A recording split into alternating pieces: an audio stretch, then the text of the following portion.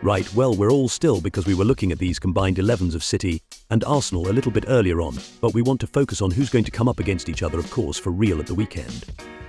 Nolan, you've been doing a little bit of research as well on the 1 Hour Sports website. When you look at, you've got Rodri, the linchpin I think we all had in our team, and Rice as well, and looking at maybe who's going to come out on top in the real battle.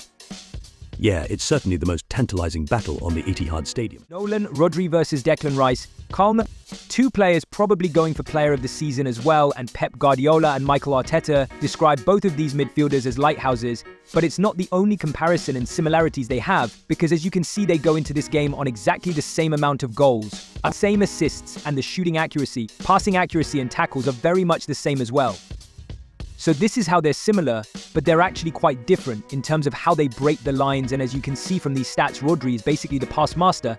He breaks the lines. Great defenders bypass is by basically passing the ball and finding those gaps, whereas Declan Rice, on the other hand, he's the best player in the Premier League at carrying the ball, and both players sort of enter the final third. Well, Rodri does it a lot more, but that's because Rodri have the ball a lot more, so you can see that actually they're both very attacking threats as well. So while they're both coming up against each other in the midfield, they're actually going to have to stop each other in the penalty area as well, you think.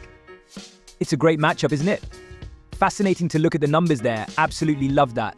And what about Rice in his position as well? How different is it to where we were used to seeing him, Nolan? Because you've been having a little bit of a look at this, I believe. Yeah, this is the heat map, not quite as much detail in my screen as Sam's, but you can see this is a comparison between West Ham in the Premier League last season compared to Arsenal. So immediately you can see at West Ham under David Moyes, Declan Rice was playing more as a holding midfielder, didn't get into those advanced positions as much, and as you can see as well, spend a lot of time out on that left-hand side, so he was sort of pivot down the left-hand channel. That was his role, but you can see how much he's evolved and changed under Michael Arteta.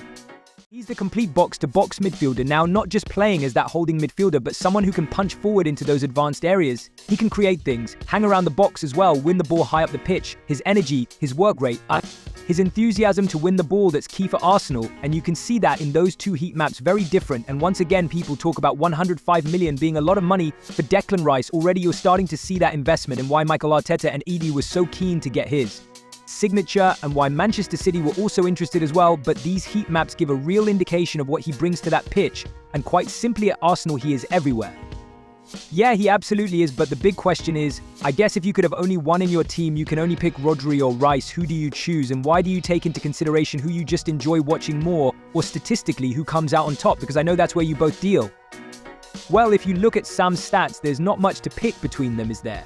I think maybe the one thing you could say in that area of the pitch is experience. Maybe Rodri just edges Rice, and he's only a couple of years older. I think we'll forget Rodri's only 27 years old himself, but 3 Premier Leagues, a Champions League, maybe that just gives him the little edge in that middle of the park. And I think the main thing we say about these players, they're so well suited to their own teams, because we've seen with Man City, they lost 3 Premier League games this season. There are 3 games that Rodri missed for them this season. So when he's not there, he's such a big loss. And then we've spoken earlier in the show about how transformational Rice has been for this Arsenal team in terms of what they do in the middle of the park, even as a leader for them as well. So you know neither team would want to lose either of them. But in terms of which one you'd want on your side, maybe I just lean towards Rodri.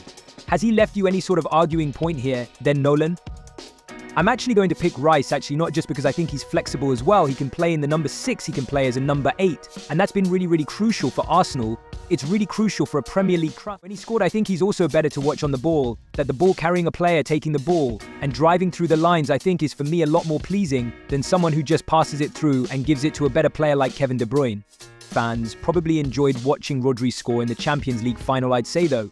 Yeah, that's true. As Pep Guardiola says, the holding midfielder should never be in the highlights, so maybe he's actually doing something wrong there. Right, you've got to decide. Declan Rice. Oh, okay. I've enjoyed listening to the banter between those two and their arguments between as to why and who. I think just the ball carrying the fact that Declan Rice is English as well, and he's going to be a massive player for Gareth Southgate in the summer, and he's going to be a part of that successful England team that brings it home. He said it, he started already. Ha ha ha ha ha.